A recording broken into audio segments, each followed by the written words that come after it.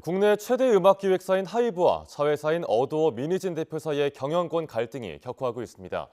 경찰 고발로까지 이어지면서 향후 수사 양방에 관심이 쏠리는데요. 취재 기자 연결합니다. 부장원 기자.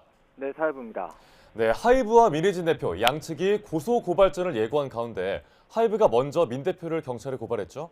그렇습니다. 하이브는 최근 민희진 대표와 측근인 어도어 부대표 A씨를 업무상 배임 혐의로 서울 용산경찰서에 고발했습니다.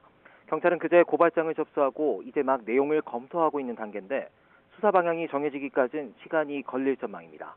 다만 고발 사건은 즉시 입건해 수사에 착수하는 만큼 고발인 조사와 관련자에 대한 참고인 조사, 그리고 민희진 대표 등 피고발인 조사 등이 차례로 이뤄질 것으로 보입니다. 하이브는 민 대표가 어도어의 경영권 탈취 계획을 세워 어도어 회사에 대한 업무상 배임 혐의가 있고 이를 뒷받칠 만한 관련자 진술과 물증을 확보했다고 주장하고 있습니다. 감사 과정에서 민 대표의 경영권 탈취 계획과 외부 투자자 접촉 사실이 담긴 자료를 제출받았고 여기에 민 대표가 하이브가 보유한 어도어 지분을 매각하도록 압박할 방법을 마련하라고 경영진에게 지시한 내용이 적혔다는 겁니다.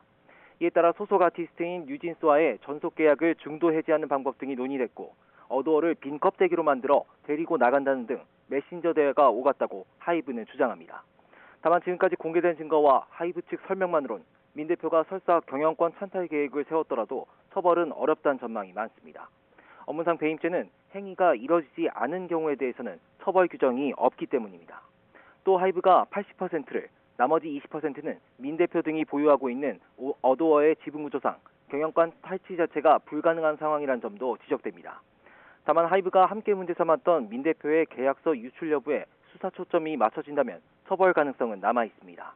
하이브는 민 대표 등이 투자자를 유치하려 대외비인 계약서 등을 유출했다고 주장했는데 영업용 자산인 계약서를 유출해 실제로 회사에 손해를 미쳤다는 게 입증된다면 업무상 배임죄가 성립할 수도 있습니다. 다만 하이브는 이와 관련한 구체적인 증거는 공개하지 않았습니다. 향후 서로를 향한 고소고발전이 이어질 예정인 만큼 추가적인 폭로가 이어질 것으로 보입니다. 지금까지 사회부에서 YTN 부장원입니다.